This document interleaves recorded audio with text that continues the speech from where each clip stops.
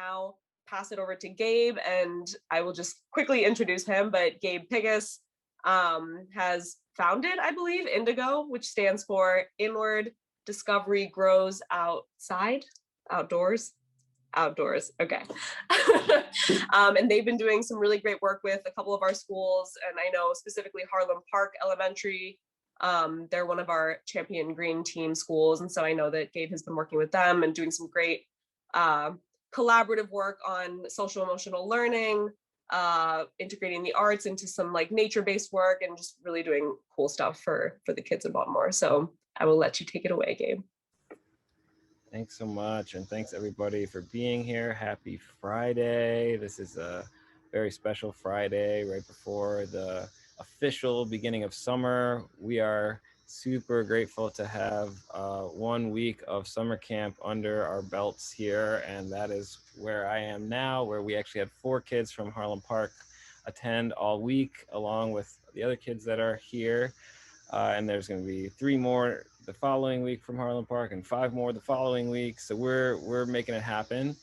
And so this is just a really fun party. I want to reframe this as not a professional development, but a party on a Friday where we're going to do what we do, which is learn and teach and grow and discover and discuss. So we want to be connected with all of you beyond this. This is going to be a really short party. And so we hope to, reach out. We hope to reach new thresholds within our own minds as both learners and teachers in this short workshop, but that this is just a beginning. So we want to stay connected with you. So please reach out to us, and let's make some more stuff happen together. So I'm just going to share my screen and basically walk you through our website, and there's going to be a party within it. So can everybody just start with, I'm going to open the chat. Let's just start with bopping into the chat some things that kids need right now. Let's just flow with it, and I'll read some of them out as they come up. What do kids need? Exercise, yes. Connecting to other kids. Freuboids, fresh air. Freuboids. What's a Freuboid? A safe and productive space to fail. Interesting. Friends need us to hold space for them. Yes. Love, presence, nurture. Yes. Green stuff. Indeed. Time to be bored. Interesting. Interesting.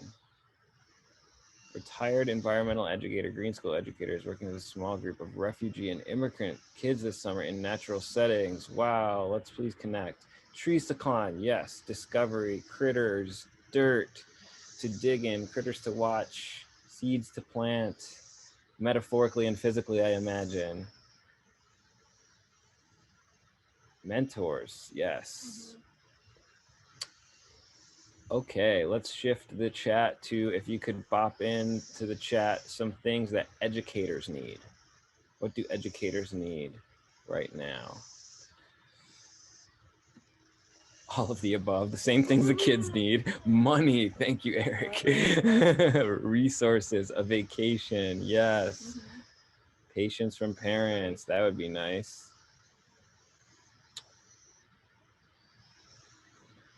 More appreciation. Freedom, okay, Rebecca's starting to get to where we're going. Freedom to adapt after a difficult year, not going back to the way things were, but using this as a stepping stone to try new things. Thank you. Others with new ideas, time and space to breathe. Okay, let's connect this to kind of what educators need in terms of the system of education. What does the system, flexibility within curriculum? Yes. What systemically do we need as educators and to do what we have to do in the world with kids? Freedom, thank you. Okay, freedom, more funding, connections between disciplines. Thank you, Janet. Policy changes. Okay, let's just creative professional development. That's fun. Okay. So let's just play a little bit for a second. Smaller class sizes. I'm going to go with the next tab on the website here. So what we're trying to do, outdoor opportunities, thank you. So what we're trying to do is activate young people's natural love of learning, the power of healing, and their capacity to shine through these holistic learning adventures that we call InDiGO experiences. And those can look a variety of different ways. And we believe that every educational experience can and should be an InDiGO experience. InDiGO is a quadruple entendre, meaning indigo, the color of the third eye, where we develop our vision and direction in life. It's also stands for inward discovery, grows outdoors. I also learned after creating the name that there's this thing called indigo children, which are like the star seeds that, you know, already come into the planet knowing everything, and then they have to rediscover it. And then indigo is also about re-indigenizing, which means connecting with the earth, the land we stand on, and also honoring the peoples whose land that this belonged to. So there's a lot of ways to do that. This is kind of a map of how we design whole child centered, holistic, integrative activities and projects. And this is available on our website. We're going to start with this. I'm going to click here. This is on the Let's Indigo page. And you just go down to below this preview of the map. And then we click here, and this is going to be our party for the day. We're just going to play with a 6th grade math lesson. We figured we'd challenge you with some 6th grade math today. But is it really math? Can everybody name some things either in nature or in ourselves or in the arts that is also connected to math? Can you pop those into the chat if you come up with it? Fractals, yes. Music, yes. Scaled, musical notation is a number line. Hexagons, yes, that's in nature. Anybody want to venture into the social emotional learning connections with math? It's a stretch, I know. Or is it? Neural networks, yes. So what about division within society? What about division between social groups? What about equality in society, right? So how flower petals are arranged, beautiful, right? The arts. So we're starting to connect these things within our own minds. And that's what we are venturing to reimagine as the solution to this systemic crisis that we're in, is to be like, hey, wait a second. It's all connected.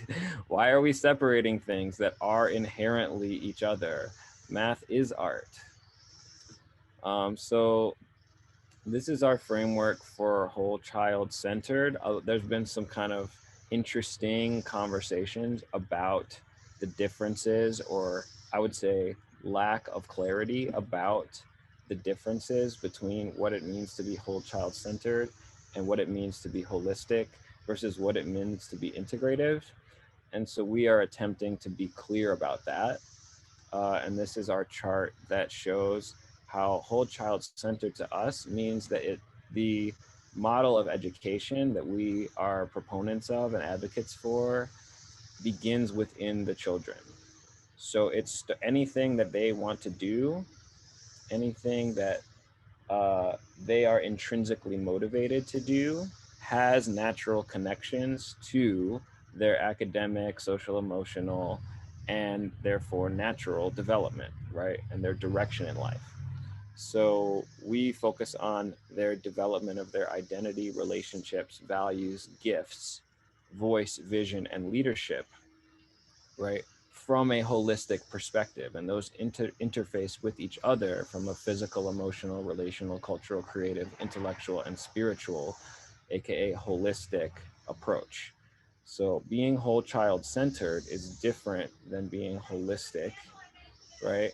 But they do inform each other in the crisscrossed, fractalized way that we've attempted to articulate through this rainbow pattern. So any comments about that?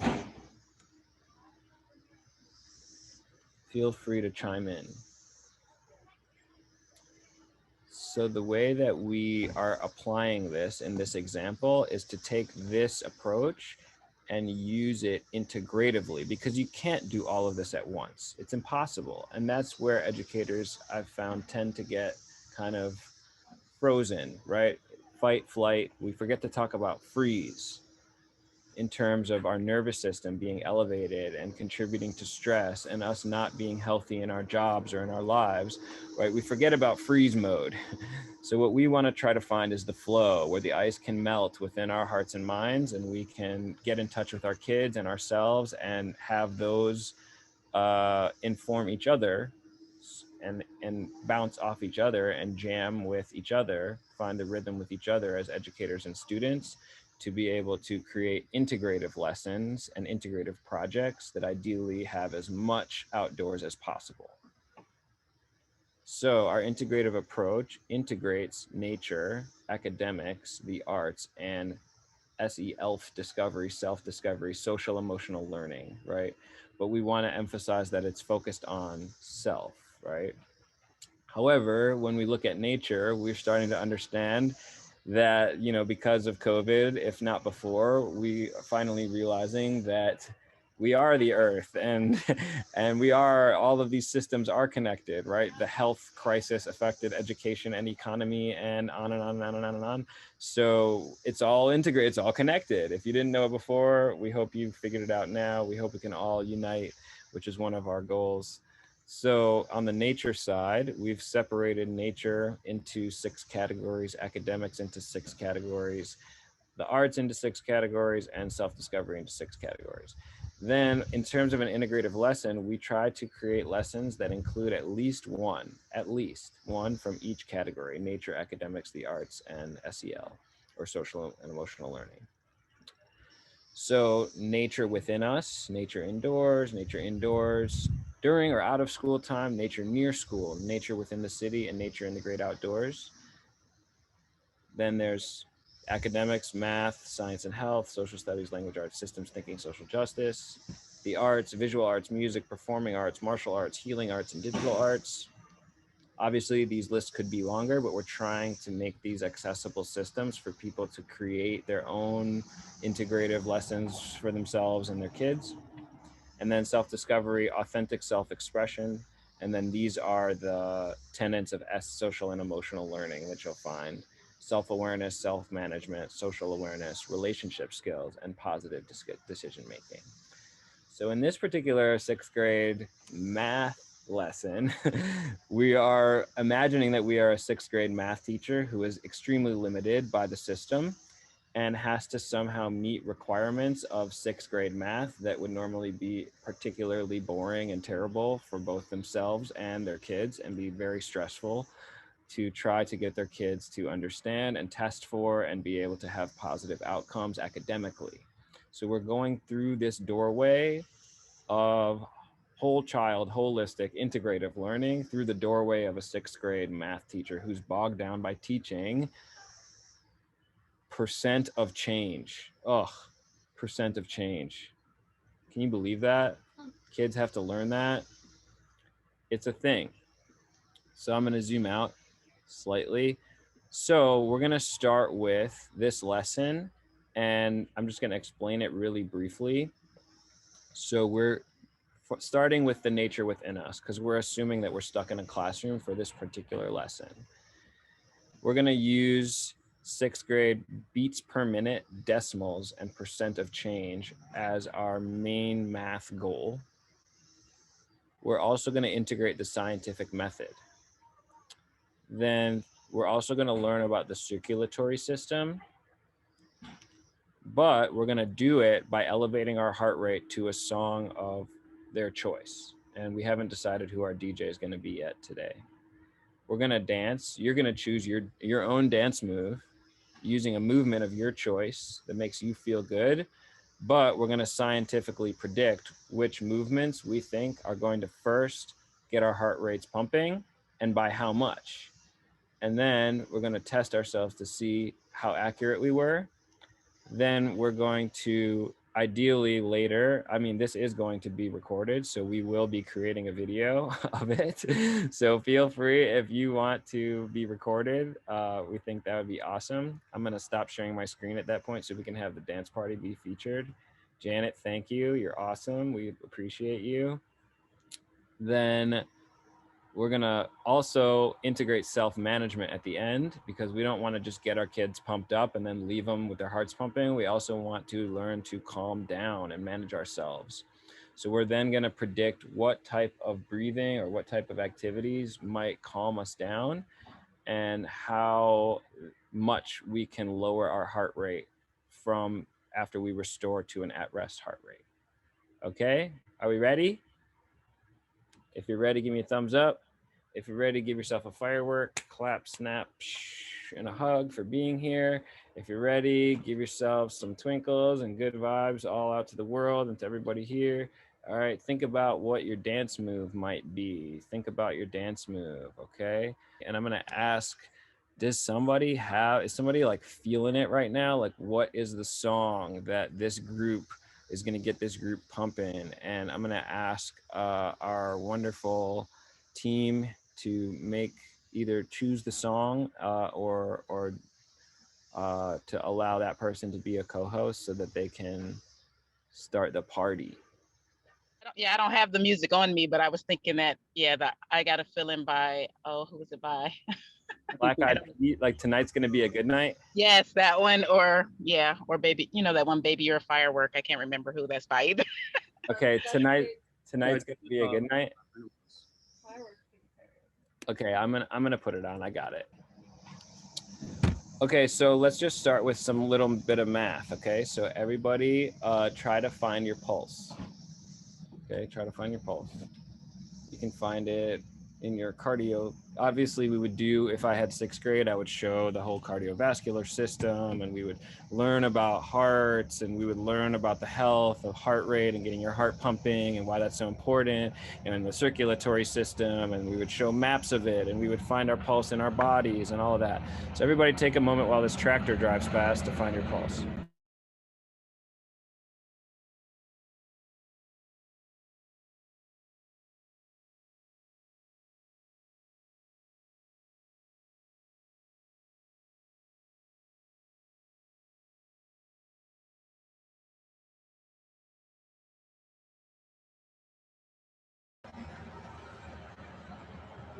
All right.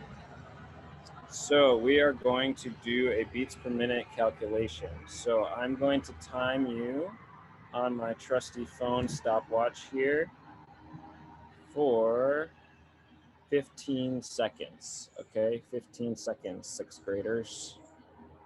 Ready? Steady. We're gonna just count pulses and begin.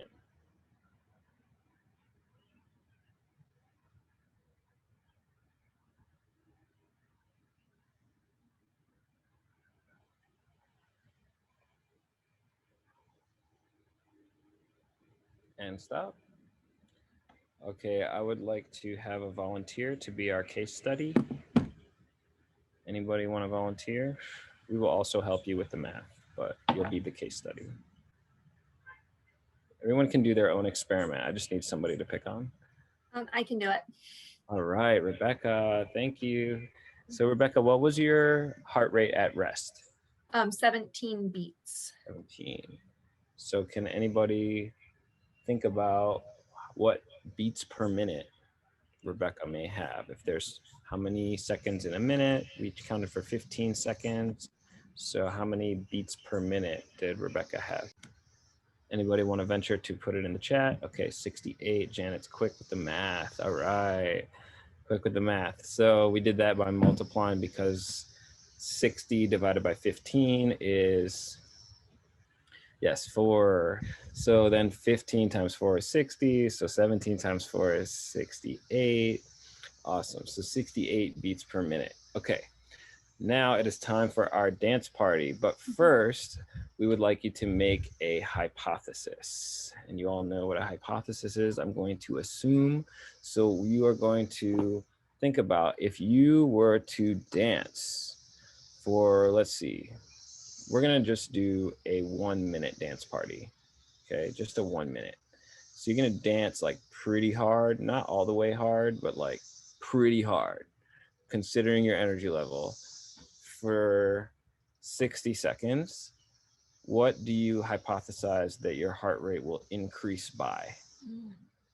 What do you hypothesize? Okay, so if you'd like to just write it down for yourself or think about it in your head, this is just an experiment. We're just, elucidating these principles of integrative, holistic, whole child learning in this workshop. And we so appreciate you rocking with us on a Friday. We only have 29 minutes left in the workshop, so we're gonna speed through. All right, ready to party? If you're ready. 1 minute of dancing. Go.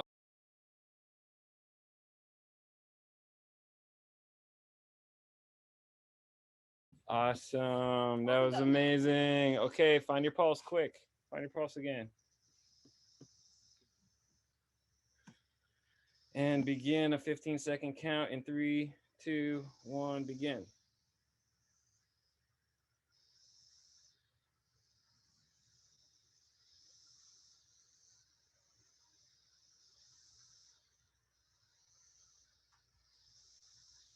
And stop. All right, case study time. Rebecca, how many did you get? 28. 28, wow. Okay, so everybody just start to restore your heart rate to at rest by breathing in your nose and out your mouth. You can continue to feel your heart rate. If you breathe in, your lungs are gonna hug your heart. You feel your lungs expanding and giving your heart a hug. And then as you exhale, you're gonna release. And then you can kind of keep giving your heart a hug until your heart rate begins to restore to a normal heart rate. Okay, so you got 28 this time. So you increased from 17 to 28. So here comes the hard part, sixth graders. All right, are we ready? You can use your calculators. All right, so 28, what is her new beats per minute?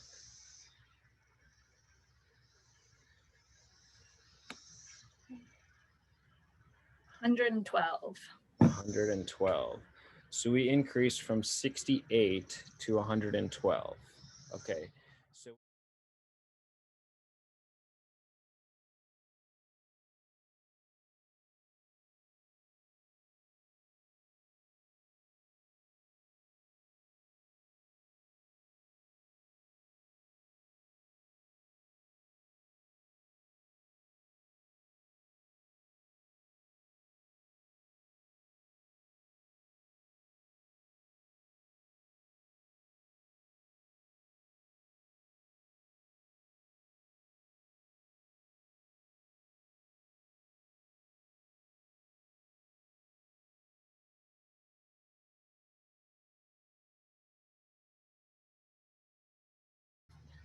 So, sixth grade math, super fun, right?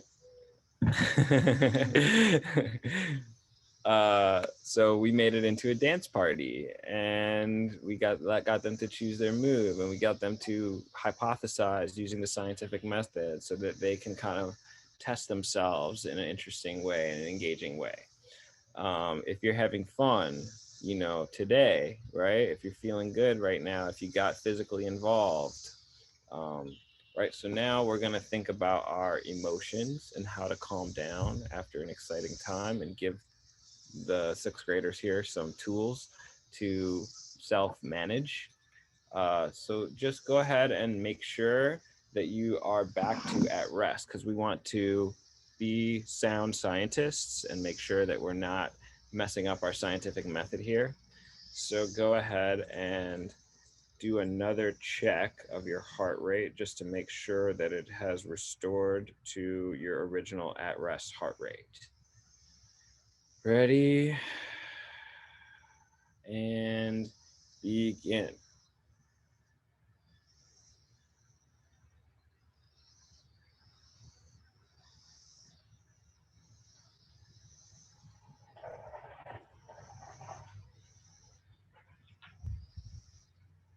And stop.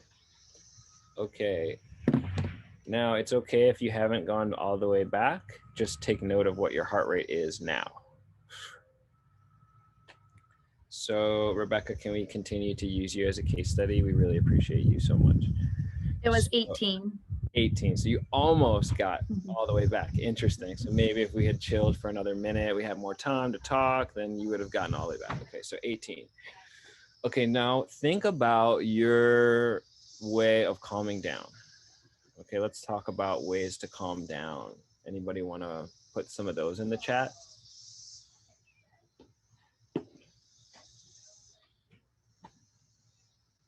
Sitting still. Okay, sitting still and visualizing sitting by a river. Okay, and breathing. What kind of breathing? Any breathing in particular? Calm us down. Okay, deep breaths. Awesome. Diaphragmatic breaths. Thank you. Is there any particular kind of breathing? Like if I'm breathing like this really deeply, is that gonna calm me down? I was doing all the things that we said. I was even visualizing the river. So what what specifically kind of ratio of inhale to exhale makes the nervous system calm down? The key is to have a longer exhale than inhale, right? So if we're inhaling, that is going to pump us up. And if we exhale, it's going to deflate us and de-escalate us. But we don't want to hold our breath out. That will also elevate our nervous system in a different way. So the longer exhale, right, a nice ratio. So you can think about the ratio or maybe experiment with the ratio right now that is going to calm you down, that makes you feel the most calm. Sometimes you can even inhale, hold, exhale, right? And that's a really relaxing pattern. If you're feeling it, then it could be inhale, hold, exhale, hold, inhale. And this is called, some people call it a box breath, but I think the most calming is to have a longer exhale. And these are based on yogic and martial arts principles that we can quote and source for you if you'd like, but I'm not going to. It's pretty universal across traditions across the world, and I can point those out for you if you're interested. So let's pick a ratio. Try your, what do you think? Maybe inhale for. Yeah, find it calming to hold at the end of the exhale. Yeah, that can be interesting, because if you hold for too long, then you're gonna trigger your nervous system, and that can be a great exercise. But for the purposes of lowering our heart rate, just choose a ratio. Maybe it's inhale for 4, exhale for 6. Maybe it's inhale for 5, exhale for 7. Whatever your ratio is. So choose that, and then make a prediction of how much you're going to be able to lower your heart rate. Predict that for yourself. And then we're going to do 1 minute of that breathing. 1 minute. And begin.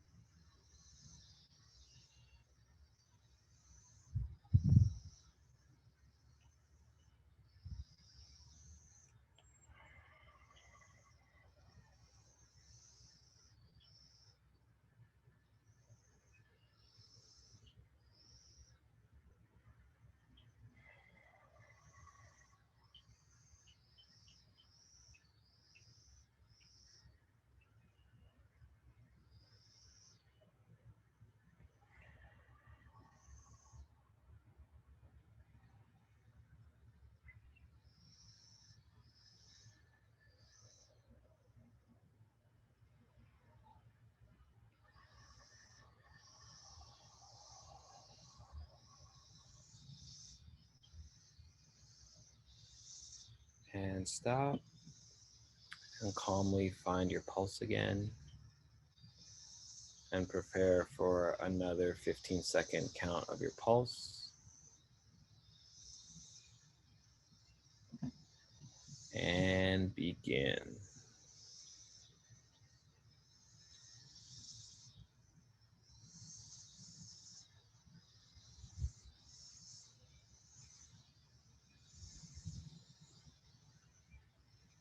And stop.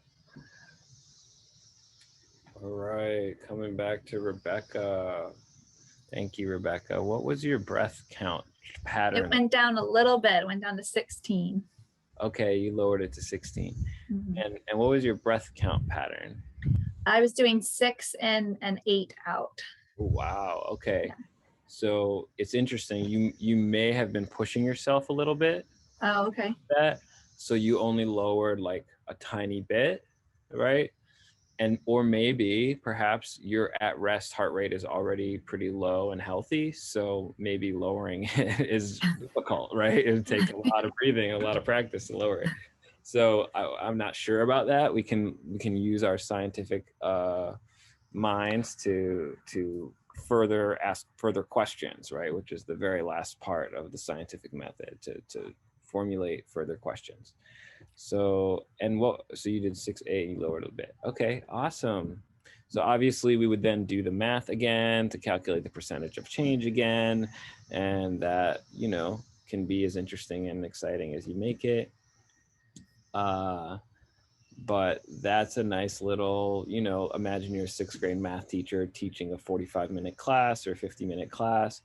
Or you could do a much longer integrative project where they come up with, you know, their whole choreography, or, you know, depending on which aspect of it you want to emphasize.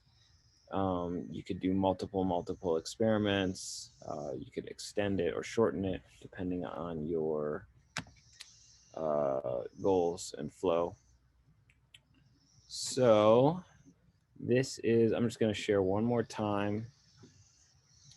Obviously, there's a lot of requirements put on educators, and people have different ways of designing their lesson plans or projects in terms of writing them down.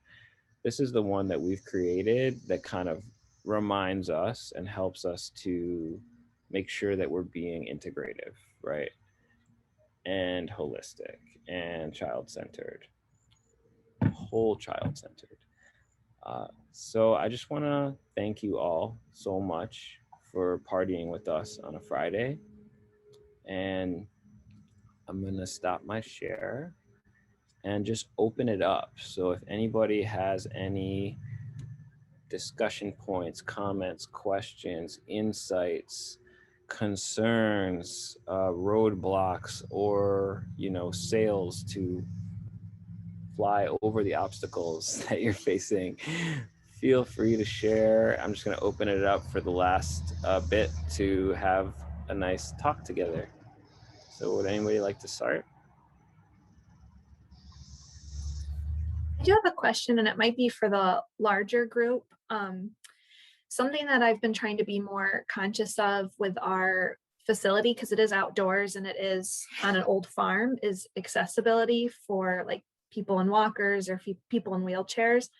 And I've been having a hard time finding like affordable, adaptable, like modifications that can be made. So I'm just wondering if anyone else has like a resource or ideas that they've used to adapt certain projects or programs, or even just their learning facility for kids with disabilities, or even, or whoever their audience is, to be more accommodating.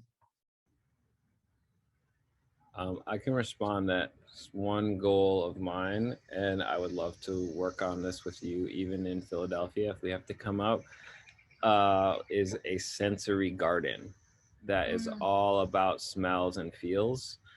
And yeah, I've been to one up in Canada, but I have not come across any in the States yet, but I'm sure that they exist. And yes, that's one idea that I have. I just have one sort of question. Sure. About when it sort of combines what was just said about the accessibility thing, along with a couple of my other concerns. I mean, sometimes when you have a group of kids, I mean, there will be somebody who for one reason or another is really anxious or self-conscious, especially sixth graders, for God's sake, about what their body is going to be looking like while they're doing something, okay? And that distraction in their mind about whether they're going to start sweating or smelling, or people are going to laugh at them if their shirt gaps and their belly sticks out, okay? If you know, and all of those sort of pre-adolescent anxiety things can sort of just zap that math lesson, okay? And so I mean, on the one hand, you really want the kids to be having fun and moving around and doing stuff, but on the other hand, some of them are going to just not be comfortable doing that. And anyway, I just giving you a chance to address that. Sure. Yeah. So, like here at camp, we, as I was saying, we had a girl who is legally blind on a high ropes course yesterday, and we had several kids who we use the term challenge by choice, right? So, also, I'll say that within ourselves as educators, and within all of us as humans, and yes, kids are humans, we have a choice at any given time, which is to live in fear or love. And so if we as educators are making choices based on fear, then it's going to create environments in our learning environments that will engender that within our kids. So yes, we have to create safe spaces always. And we have to use de-escalation and restorative practices and restorative justice and circles and discussions. And, we have to have body positivity and self-love and self-acceptance and relationship skills. So, I mean, yes, it's all connected. But I would just invite all of us to not live into fear. Especially when it comes to the kids moving. Because the other opportunity, and I'm not trying to, and you're obviously a leader in the world doing this with kids outdoors. So this is not, but it's like we have to make the choice to promote their holistic health. And that definitely includes them not being in a desk or within the factory prison, you name it, toxic education model, and to reimagine it completely and compost it into something new that smashes all these false compartments and frames, and builds the bridges that maybe never existed, but definitely should exist, if that makes sense. Makes sense to me. Thank you for allowing me to. Thank you, Ramona. Can I ask you a question, Gabriel? Oh, please. I was wondering if you have any tips for sort of incorporating this model into like having a shorter period of time with kids. I'm trying to think of me and some of my colleagues when we try to volunteer at our neighborhood school. We're not in control of the curriculum, trying to meet those 6 points, but I think there could be ways to at least get some of that in there. But do you have any thoughts on that? Well, it's just 4. So hit me. What's like, give me an example. Hit me. Let's flow. Sure. So it's like I'm helping with 2nd grade math, for example. Okay. And it's been a while since the school. This is last year. I can't believe it's been that long already. But just basic addition stuff. Like, hey, Eric, take a small group of kids out into the corner nook, look over this worksheet together. Yes, and the worksheet has like 2-digit addition and like yeah, okay, yeah. So for our 2nd graders, like, for example, what would you like to combine it with? Music, movement, art, right? There's definitely ways to use those math principles, especially with 2-digit addition up to 100, in an integrative way, using like a dance move, like, ready, let's play 5s right now. You ready, Eric? Okay, so I'm gonna do a move. I'm gonna pass you the 5, and then you pass me the next one. You're gonna. I don't know this game, but I'll do a move. We got it. Ready? Okay. 5, and then you hit me with the 10. I got you. Right. Right. And you know, you can play it in a circle, right? You can do it by 7s. You can do it. You can, you know, there's different. We sometimes play math karate, where like they gotta like you can do like the 1 and then 5, and 10, and then you have to add. So then it like the numbers get weird. So like you can like then mix it up. So like you hit them with a different number, right? And they have to add it really quick. If they're really good, you can add a 2-digit one, right? You can try to trick each other. You can go up to 1,000 once they get good. And so there's always ways to get that kind of neural pathway firing in a way that's engaging for them, that's not like putting them into fight, flight, freeze mode in their brain, right? It's got them in the flow, and then they can just keep flowing into their academic goals, if that makes sense.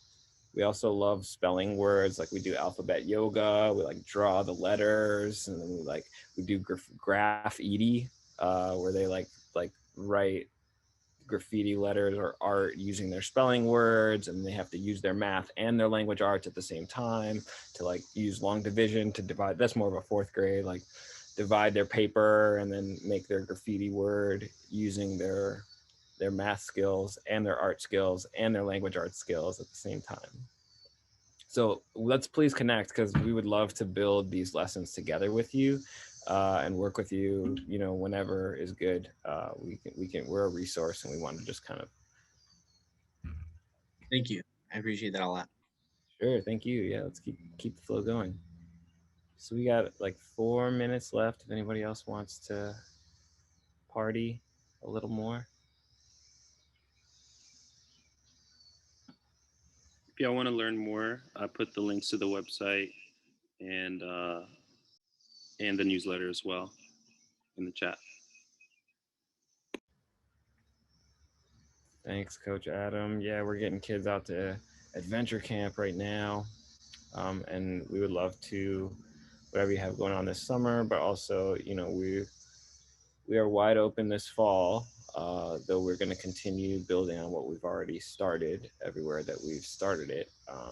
We're going to, you know, always look for the natural connections between the awesome people that we meet through these kinds of amazing opportunities. And so thank you to Annika and Andrea, and to the Baltimore City Connecting Children to Nature Network and the Baltimore Office of Sustainability. And please connect with us and continue to grow these ways of thinking and learning and teaching, and try to make them the norm as opposed to whatever else was going on for the last 100 years. So thank you so much. I'm really honored to have the opportunity to lead this workshop today. Yes, thank you so much, Gabe. And it was amazing. I loved that workshop. And